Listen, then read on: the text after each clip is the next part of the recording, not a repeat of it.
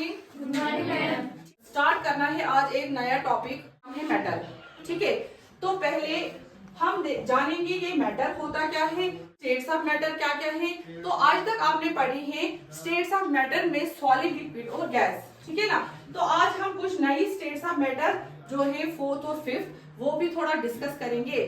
तो सबसे पहले आप में से कोई मुझे बोलो कि मैटर होता क्या है। मैटर एक ऐसी चीजें होती हैं जिनका कोई वजन हो और वो कुछ जगह घेरे, इसका बात इसके लिए भी इन्होंने बहुत अच्छा बोला। तो क्या होता है, हर कोई वो चीज जिसका मास हो और जो जगह घेरे। तो यहाँ पे जितनी भी आपको चीजें दिखती हैं इनका कुछ ना कुछ वजन है और इनके लिए स्पेस भी चाहिए, जगह भी चाहिए। चाहे कम मास हो ज्यादा हो लेकिन होना ही चाहिए, है ना।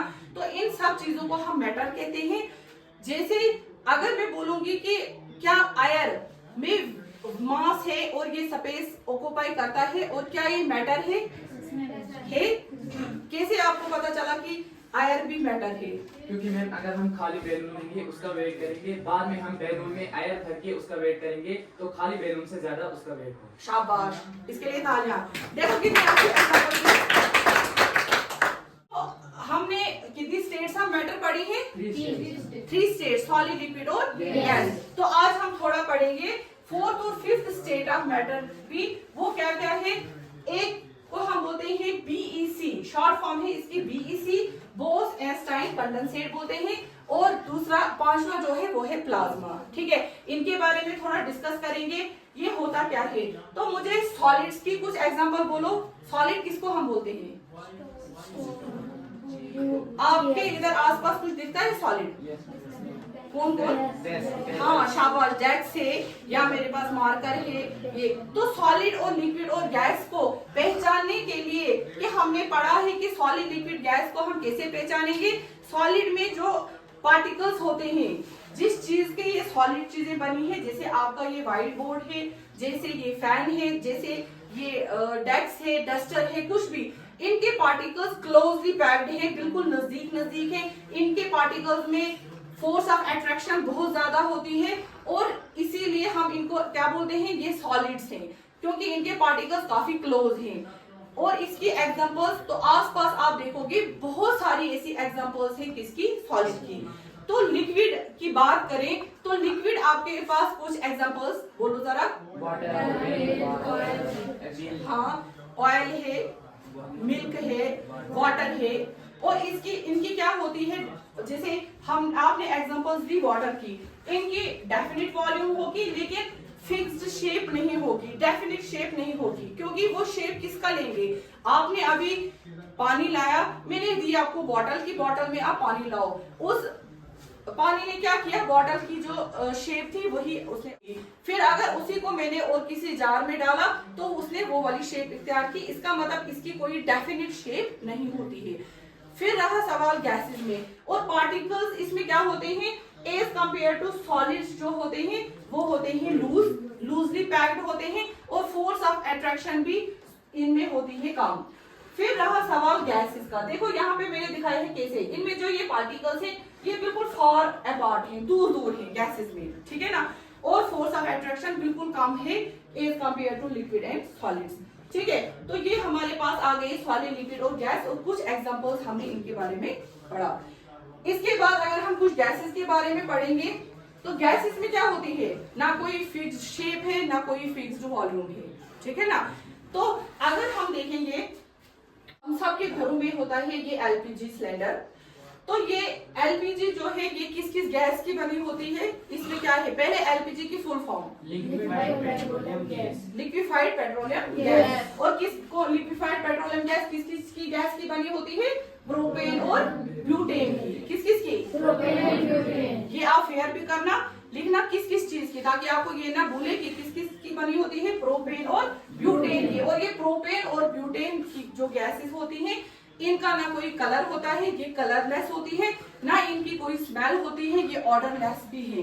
लेकिन अगर आप देखोगे जब भी हम गैस जलाते हैं या कहीं भी लीकेज होगा लेकिन हमें तो उसमें स्मेल आती है, उस स्मेल के लिए एक गैस भरी जाती है जिसको हम इथाइल मरकैप्टेन बोलते हैं। कौन सी गैस इसमें भरी जाती है? इथाइल मरकैप्टेन। ठीक है, उसके बाद सीएनजी का आपने नाम सुना है? सीएनजी क्या होता है? यहाँ पे भी लिखा है कॉम्प्रेस्ड नेचुरल गैस। देखो, डीजल और पेट्रोलियम हम अपनी गाड़ियों में भरते हैं, लेकिन उनसे बहुत ज्यादा पोल्यूशन होता है, इसीलिए अब सीएनजी की ज्यादा इस्तेमाल होती है, एज ए फ्यूल इस्तेमाल होता है ये व्हीकल्स में, गाड़ियों में, और उनमें जो गैस भरी जाती है वो है मीथेन। आपने क्या याद रखना है कि सीएनजी जो है उसमें कौन सी गैस होती है? Methane gas. ठीक है, अब एलपीजी कहाँ यूज होता है? एज ए फ्यूल हमें घर में कुकिंग के लिए इस्तेमाल होता है, सीएनजी हमारे व्हीकल्स में इस्तेमाल होता है, जिस मीथेन गैस हमारे पास कहाँ बहुत सारी ऐसी इंडस्ट्रीज है जहाँ पे मीथेन गैस का इस्तेमाल होता है। तो ये हमने पढ़ा सॉलिड, लिक्विड और गैस के बारे में। अब हम थोड़ा पढ़ेंगे प्लाज्मा होता क्या है, फोर्थ स्टेट ऑफ मैटर और फिफ्थ स्टेट ऑफ मैटर जो बीईसी है, इसके बारे में थोड़ा सा आपको जानकारी देंगे कि ये होता क्या है। Plasma fourth state of matter है, जो बनता कैसे है, पे हीट किया जाता है बहुत हाई टेम्परेचर पे, और ये आयोनाइज्ड होता है, या तो ये इलेक्ट्रॉन्स को गेन करेगा या लूज करेगा, और ये प्लाज्मा का फॉर्मेशन होगा। इसकी कुछ एग्जांपल्स आप याद रखोगे, जैसे हमारा जो ये सन है इतना गर्म है और इतना ये चमकता है, इस सूरज की चमकने की वजह जो है वो ये प्लाज्मा है। या जब लाइटनिंग होती है तो वो लाइटनिंग भी क्या एग्जांपल है किस चीज की? प्लाज्मा की। ठीक है, तो इतना आप याद रखोगे कि प्लाज्मा जो है वो कैसे बनता है, और इसकी एग्जांपल्स कुछ आपने याद रखनी है बस। ठीक है, उसके बाद जो हमारे पास फिफ्थ स्टेट ऑफ मैटर है बीईसी, जिसका नाम क्या था? बोस-एनस्टाइन कंडेंसेट। बोस-एनस्टाइन कंडेंसेट से ही पता चलता है कि बोसी एक साइंटिस्ट ने बताया है कि ये अगर रुबिडियम एक गैस है उसको बहुत कूल किया जाता है, इतना इसको ठंडा किया जाता है। अगर नॉर्मल टेम्परेचर में हम देखें तो इनके पार्टिकल्स ऐसे होते हैं, लेकिन अगर बहुत लो टेम्परेचर एब्सोल्यूट जीरो पे जब इसको लाया जाता है, ये ऐसे सिंगल पार्टिकल बनता है जिसका नाम है बीईसी। ठीक है ना, मीडियम को जब कूल किया जाता है लो टेम्परेचर पे नियर एब्सोल्यूट जीरो पे, तो जो पार्टिकल्स लूज होते हैं, दूर दूर होते हैं, वो क्लोज आते हैं और जस्ट वन पार्टिकल लगते हैं, और उन्हीं पार्टिकल्स को क्या नाम दिया है? बीईसी। ये हमारे पास था क्या? मैटर, उसकी टाइप्स। ठीक है ना, मैटर की टाइप्स क्या होती हैं। और फिर अब अगर हम करेंगे कि मैटर जो होता है, हमने तो जाना कि हर कोई वो चीज जिसका मास हो और ऑक्युपाई करे स्पेस वो मैटर है, लेकिन आगे से इसकी कितनी टाइप्स है, इनको फर्दर हमने इस हिरार्कियल मेथड से मैंने इसको दिखाया है कि ये होता क्या है। सबसे पहले मैटर होता है दो से कौन सी? प्योर सबस्टांस और मिक्सचर। अब प्योर सबस्टांस में हमने एलिमेंट्स, कंपाउंड्स के बारे में पढ़ना है, जो आपके चैप्टर में है, जिसको हम डिस्कस करेंगे। उसके बाद है मिक्सचर। मिक्सचर होता है जब टू और more than two types of particles मिलते हैं, उनको बोलते हैं मिक्सचर। जैसे कितने टाइप्स के हैं? दो, एक होमोजीनियस मिक्सचर और हेटेरोजीनियस मिक्सचर। होमोजीनियस और हेटेरोजीनियस मिक्सचर को थोड़ा अभी पढ़ेंगे कि ये होता क्या है, और कल फिर हम डिस्कस करेंगे प्योर सबस्टांसेस के एलिमेंट्स और कंपाउंड्स, और पीरियोडिक टेबल में हमारे पास एलिमेंट्स को कैसे कहाँ रिप्रेजेंट किया है, और मेटल्स और नॉन मेटल्स जब नेक्स्ट हमारा टॉपिक होगा उसमें आपको पता चलेगा पूरा ये पीरियोडिक टेबल का क्या। फिलहाल होमोजीनियस और हेटेरोजीनियस मिक्सचर को जल्दी हम पढ़ेंगे कि ये होता क्या है होमोजीनियस और हेटेरोजीनियस। अगर आप फिगर से देखोगे आपको इन दोनों में क्या डिफरेंस लगता है? देखो, ये आपको लगता है बिल्कुल पानी है, ये हमें ये पानी लगेगा, ये नहीं लगेगा कि इसमें दो या दो से ज्यादा जो है उनका मिक्सचर है। ये खाली लगेगा कि ये पानी है, ये सिर्फ वाटर है।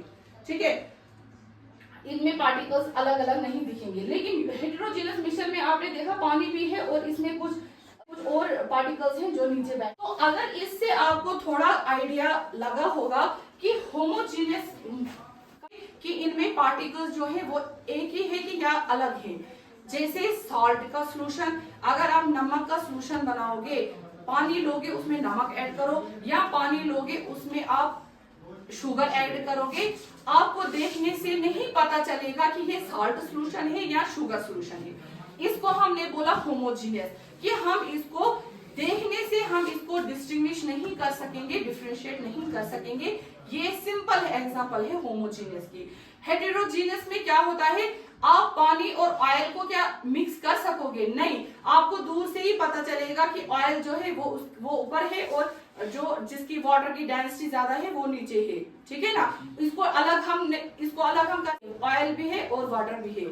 जब दो अलग अलग होंगे वो मिक्स नहीं होंगे। कोई सैंडली मिट्टीली उसको मिक्स किया, या चौक, अगर आप देखोगे चौक आप उसमें डालोगे पानी में तो आप देखोगे आपको दूर से ही पता चलेगा वो मिक्सचर जो है वो दो वो वाला सोल्यूशन।